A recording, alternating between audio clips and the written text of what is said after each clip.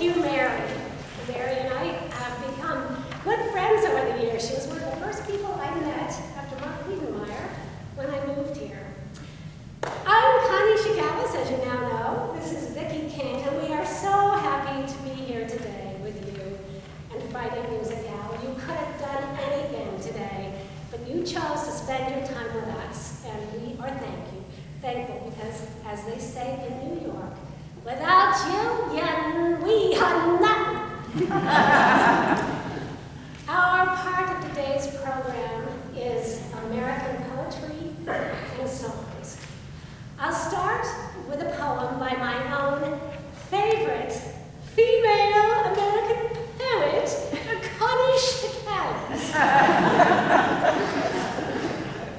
November, wicked thief, you came last night and slashed each leaf, leaving limbs like bones licked dry by hungry strays afraid to die.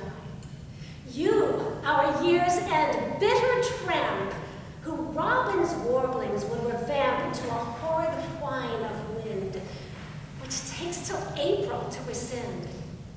But one thing sure, my garden knows, you could not claim her last pink rose.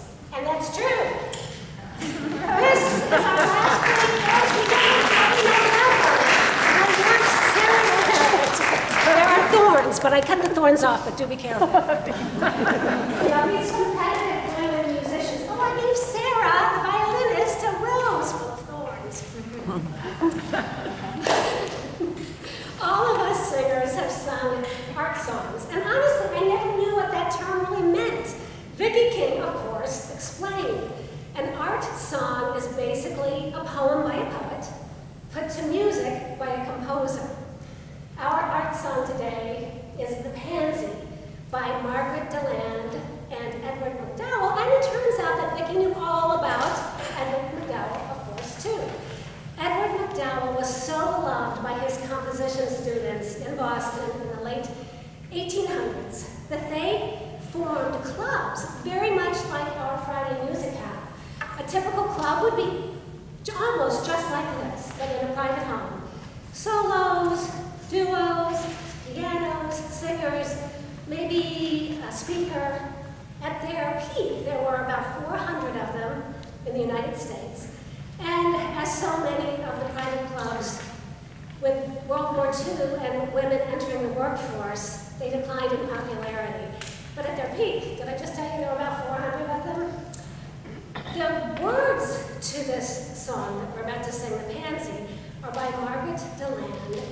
She was also a remarkable American. She helped with the French resistance during the war, winning their highest possible merit, the Legion of Honor. Back home in the U.S., she and her husband advocated for unwed mothers, and they took into their own home over the course of 4 years 60 women and their babies. By those two remarkable Americans, Vicki and I give you The Pansy.